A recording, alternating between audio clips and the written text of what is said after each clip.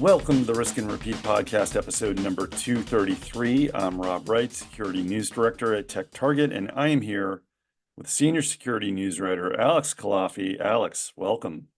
Thanks, Rob. Alex, what is today? Oh, July 8th. July 8th. Monday, July 8th, Monday morning. We are back after an abbreviated week. Well, you had the week off. Not a ton going on the week of 4th of July, as usual. Although I'm sort of bracing myself for any breach notifications or attack updates or... Actually, that's something I was going to ask you about, because I was sort of surprised going back through the company Slack that there was no huge threat actor drop or company breach disclosure on that Friday or Thursday. Does that not normally happen? Because I feel like the conventional wisdom is that days like that are when it's the best time to drop stuff. That is prime, what they call it's like dumpuary in the movie business. Like they put all the bad movies in February, which is not really true anymore, but whatever. That's prime window to kind of get your bad news out of the way. I guess, well, OpenAI, there was the New York Times story that OpenAI had suffered a breach in 2023 and don't totally have, I guess, the scope of what happened there just yet. But that's not, I mean, that's a news bomb. That's not a statement or a disclosure. So I guess you're right. And so far this morning, there's been no word of, oh, this company went offline or this organization had a network outage, or the telltale signs that maybe a large scale attack or campaign unfolded over the long weekend, which attackers love to take advantage of. So maybe, knock on wood, maybe we dodged some bullets this year. I don't know. Maybe we shall see. But in lieu of any massive news, we wanted to discuss, we've been talking about this for some time, this topic, LockBit, but we wanted to circle back and discuss the recent claim that they hacked the Federal Reserve, the U.S. Federal Reserve, a rather large and prominent target. The organization claimed that they had breached it, hacked it, gave it a deadline, so we're going to release data. And Alex, you covered this. I'll let you sort of describe what ended up happening. Yep. So LockBit, fairly infamous, prolific ransomware as a service gang. Their big recent news event is that in February, big coalition of law enforcement led by the UK, they did Operation Kronos, which led to the takedown of a lot of LockBit infrastructure. There were 2 arrests. It was a pretty substantial disruption for a pretty substantial operation. And the reason we keep talking about it, not just because it's a big gang, is that the coalition, led by the UK's National Crime Agency, they did this sort of name and shame in order to harm the reputation of LockBit, where they sort of took over the original .onion sort of dark web links of LockBit, and they sort of made their own data leak site where they would put press releases and stuff data they obtained from LockBit's infrastructure, so and so. So LockBit's had a pretty tumultuous few months, and all of the news leading up to what we're talking about now has suggested that they've struggled to come back for one reason or another. Now, most recently, as you mentioned, they claim to have breached the U.S. Federal Reserve, obtaining roughly 33 terabytes of stolen data. There was a 2 or 3 day timer listed on LockBit's new data leak site on June 23rd. I think it was 2 days because the deadline was June 25th, at which point LockBit said it would publish the stolen data. The timer eventually ran out. No ransom was clearly paid. And the data that did come out, researchers analyzed it, and they found out that it belonged to Evolve Bank and Trust, which has the name of a big company, but it is like it's a banking company that's based in Arkansas. It had like 4 or 5 branches on its website listed. I mean, we have it's like a DCU equivalent for us in Massachusetts, right? Right. Like not like it's not the it's probably big in the states where it operates, but it's not the Federal Reserve. No,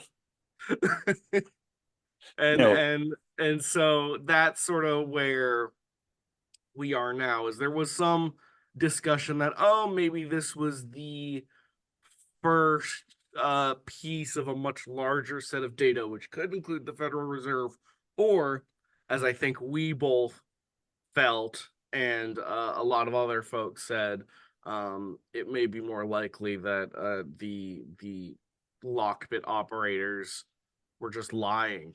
Mm. So Yeah. So let's start there. I know that when independent security researchers, threat analysts out there first spotted the update to the new LockBit leak site with that listing on it, it was met with a fair amount of skepticism. mhm. Uh, I know how I felt. Did you at any point in those early days when that was thrown up there think to yourself, well, maybe they did? Or were you like me, kind of, there's no way.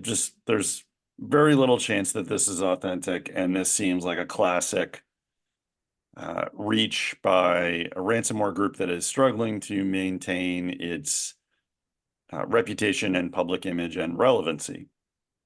I felt the same way. It's hard to say because there's always that little chance Yeah, that the worst happened, that they got into the Federal Reserve, obtained 33 terabytes of sensitive data, whatever.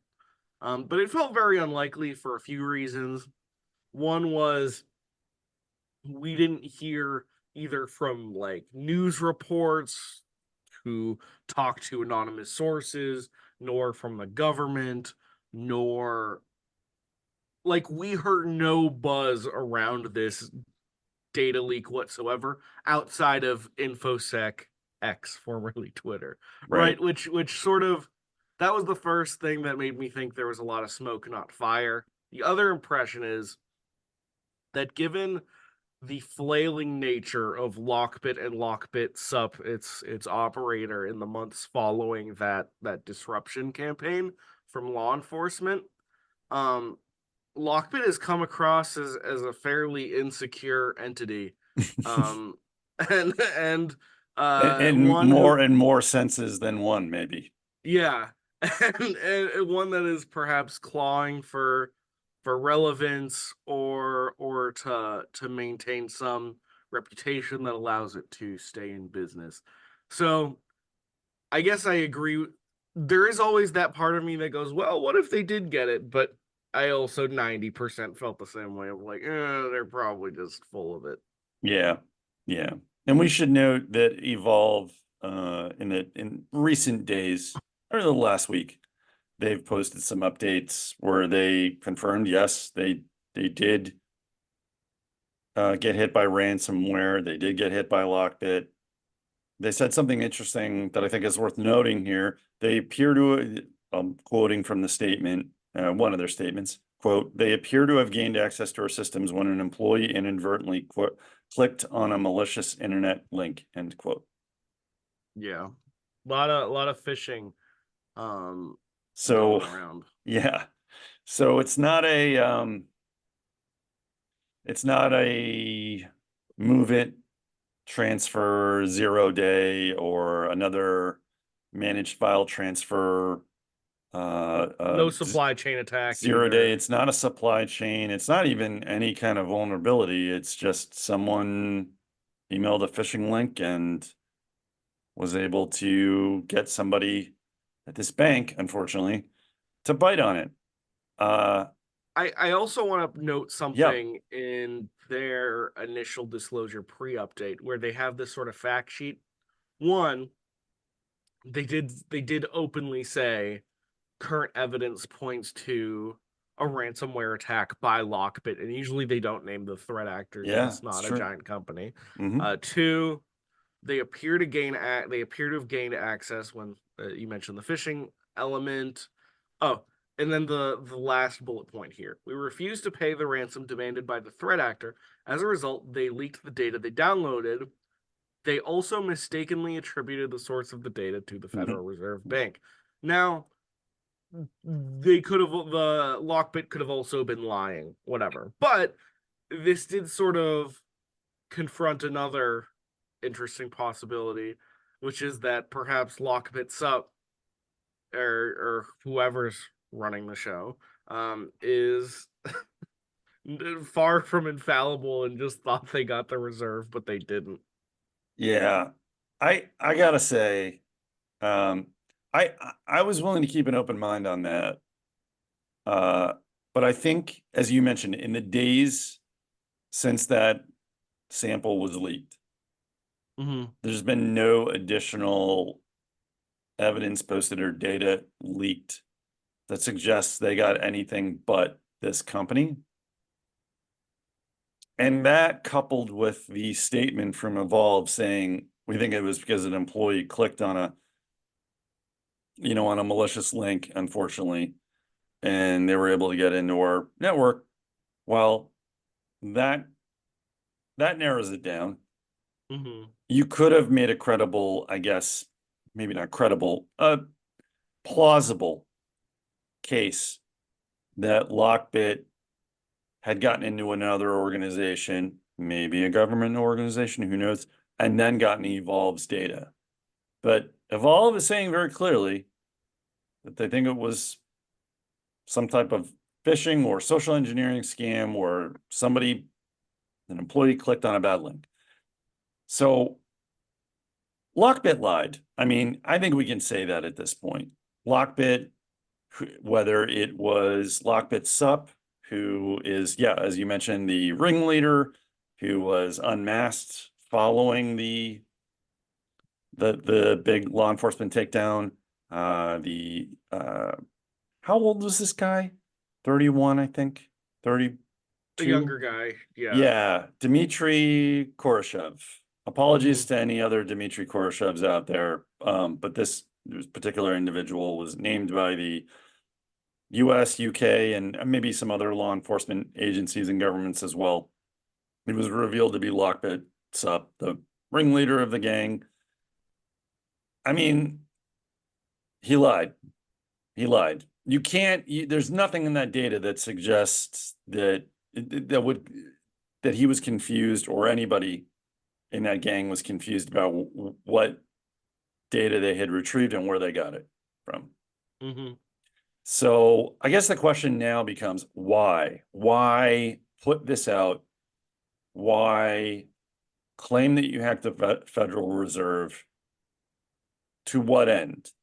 Especially if you know that the data that you're going to leak eventually is for a single bank and that is not connected to the Federal Reserve. Why do you think they did it? Uh, cool points.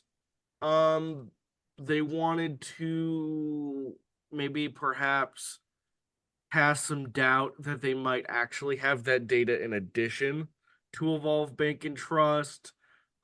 They wanted people to pay attention to them. Mhm. They wanted to put some fear in the government and researchers to sort of rest whatever little ounce of power for 15 minutes that they can because it's in a dire spot.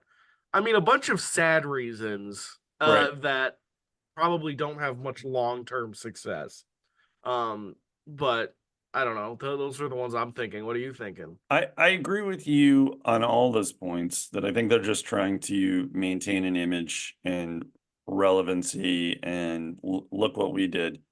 But I Mm-hmm. think there's a larger question I have about this, which is maybe these types of tactics where they claim they hacked a big fish and when in fact it was a small fish, maybe these tactics are more effective than we're giving them credit for, at least in terms of maintaining that image and the believability of these claims in certain circles. I'll see if I can explain this. We know, we're pretty certain that the Hmm. Federal Reserve was not hacked and that these guys Yes. are liars. But I do wonder about people in other countries on dark web forums that travel in cyber criminal ecosystems that have an innate, perhaps, distrust of official word from governments and so on and so forth, where this type of claim, this type of lie goes a lot further than we think. And like we're taking for granted the fact that we have confidence in, sort of the official word from Evolve. And I know the Federal Reserve has not said yay or nay, but I think we would know, right, if this type of organization within the federal government was hit. We'd have the New York Times, the Wall Street Journal. There'd be some type of indication that something was going on there, especially after Yes. several weeks. Yep. And obviously, a good sense of skepticism for one's Right. government is healthy It and totally. and good.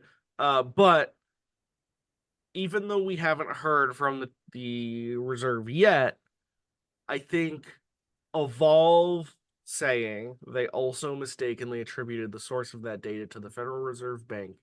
To me, it doesn't, I can't factually confirm this, but to me, that gives me at least a suspicion that they know someone at the Federal Reserve or is close enough to be a first-hand liaison to the Federal Right. Reserve that they talk to because they're a bank who runs several branches. Yep. Um, and they received word that's like, yeah, there's no sign, at least right now, that anything Yeah. has happened. Like to me, that line coming from Evolve lends some credibility. Yeah. I don't know.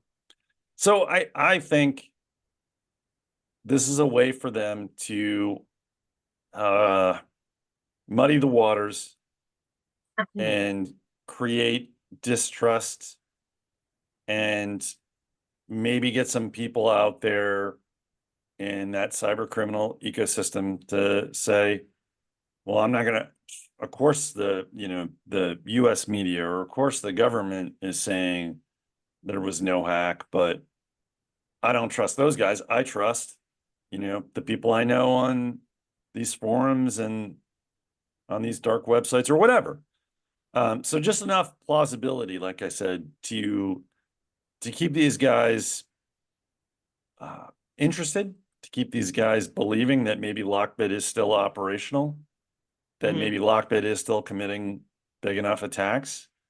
Uh, maybe I'm not giving these hackers enough credit. Maybe they do know the gig is up, and maybe this is all just part of LockBit trying to maintain not just keep its image up, but also sort of keep the image of ransomware as a whole, the cyber criminal. Like law enforcement can't touch us.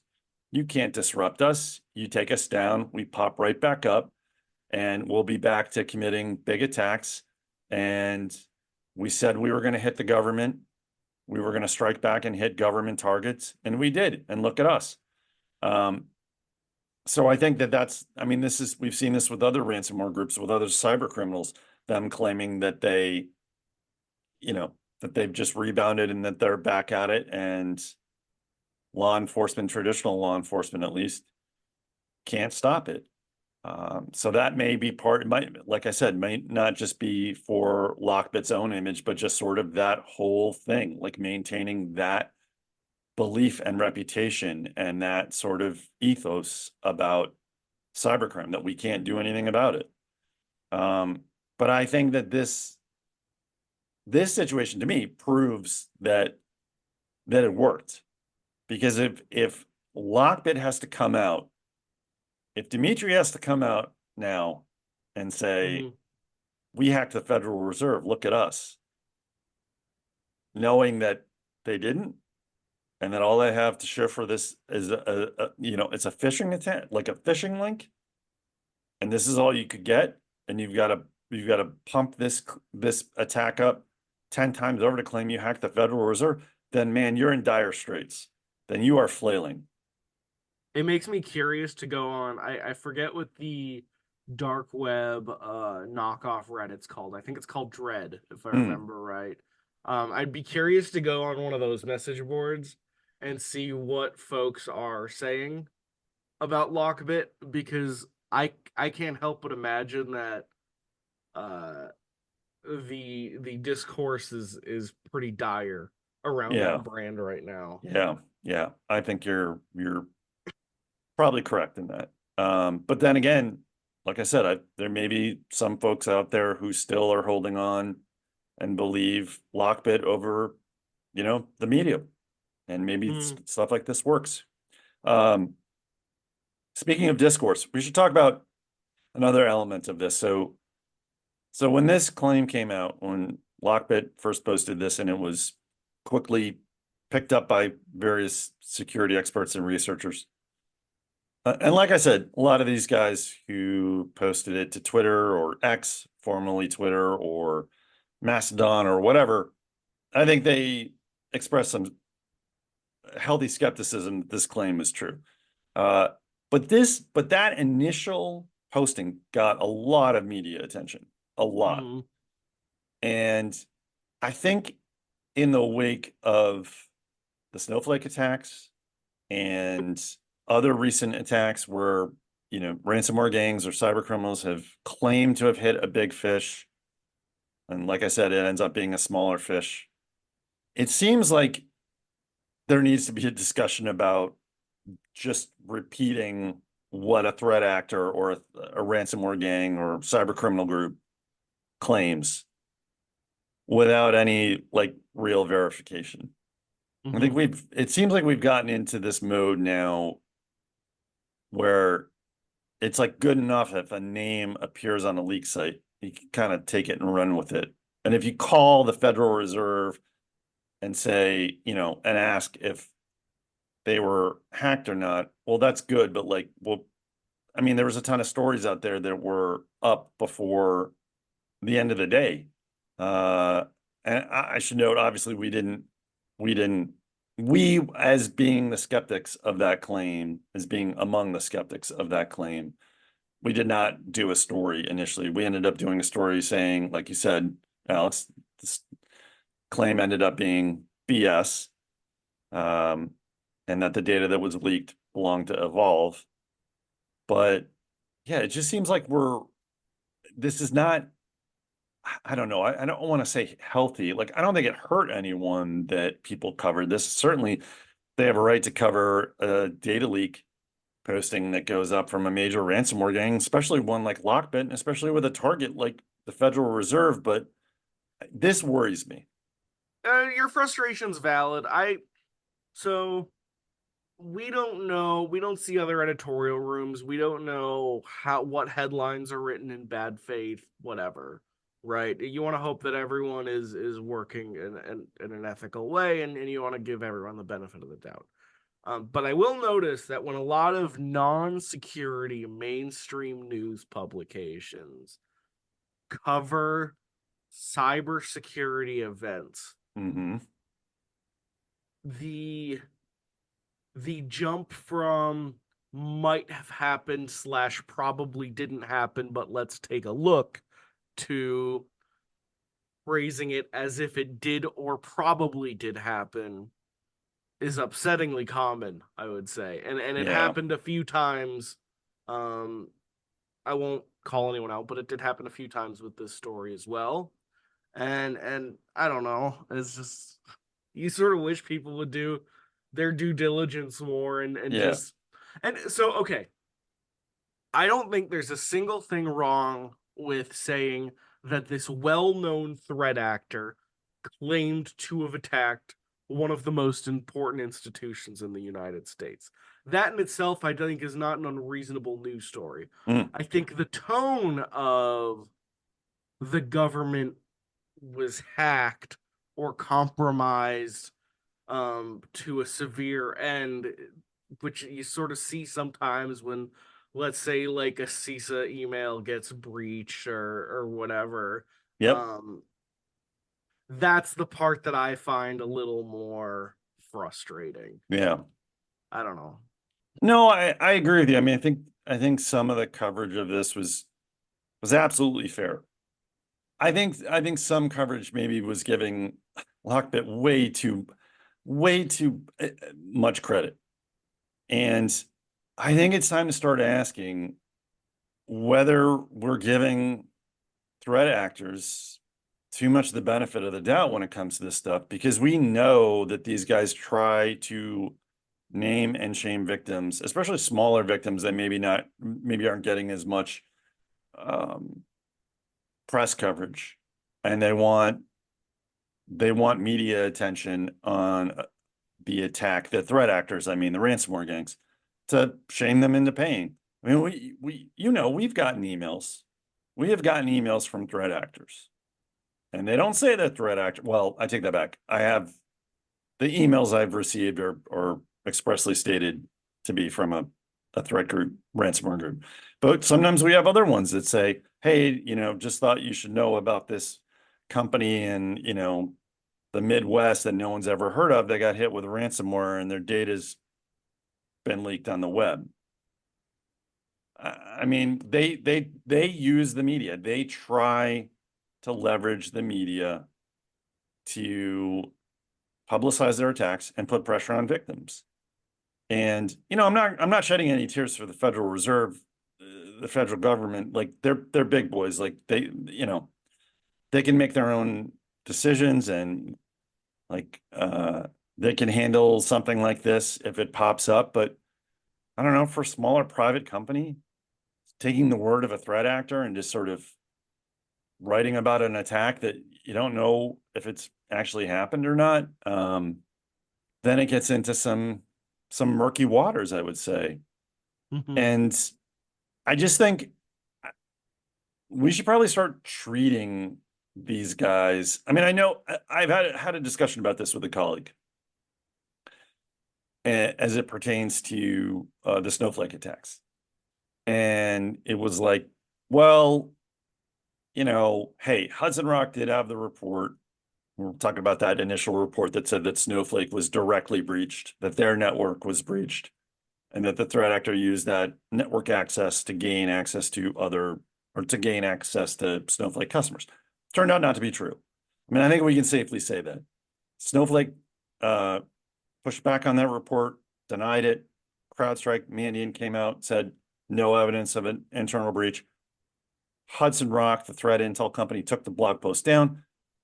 I guess another threat actor came out and said that that's not what happened, or made some other claim about how it unfolded. Bunch of organizations said that they were, breached, or that they had their Snowflake database instances breached. So, but the point is that, like, obviously there was something there, and there was a report, and the threat actor provided some evidence that at least pointed in that direction.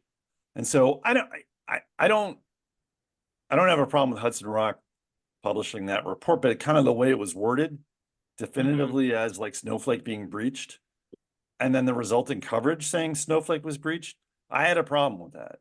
Yeah. And the discussion I had with this colleague was basically like, you're just reporting what the threat actor has claimed, and especially if the threat actor has evidence, then you just got to do the best you can with it. To a certain extent, I agree with that, but I also think we need to start treating this more like they are official sources. You would not go back to, well, you shouldn't go back to a source of yours if they give you a completely BS claim that was disproven and was likely a lie. You would never go back to that person and repeat anything in a story, or at least you shouldn't. Lord knows that probably happens in political reporting all the time. So if we know that LockBit has a track record, they came out after the big takedown, stormed back and started posting all these victims, and people are checking like the leak site saying, well, okay, so this leak entry, that's an older company that got hit 2 years ago, or this leak entry, there's no evidence of any. And it's like, if they start doing that, and then they, like a couple months later, they come out and they say they hit the Federal Reserve, maybe we just take a beat and just say, well, this doesn't add up. Like, I know they're a big group, but we should maybe wait for some more, extraordinary evidence to support an extraordinary claim. And especially if it's a gang that has overstated claims or exaggerated claims or just outright made up claims and attributed an attack to a completely different entity, and to make themselves look better, then we shouldn't be taking their word for it anymore. Knowing the track record of these organizations and these guys is one that is fundamentally dishonest.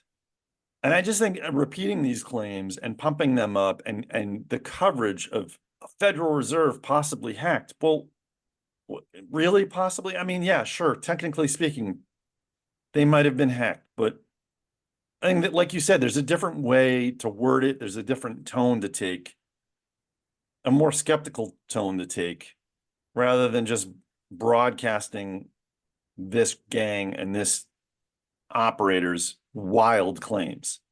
Because I really do think that only helps them maintain an image, helps them maintain this idea that cyber criminals can't be touched, and maybe keep some people believing out there that they're still up and running, good as new, same as it ever was.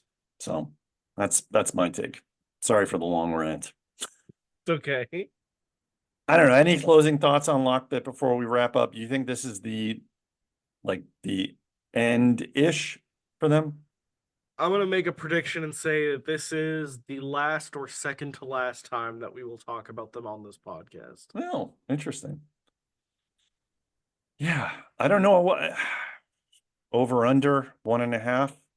Yeah. I guess I would take the over just because I'm inherently skeptical and sometimes a pessimist.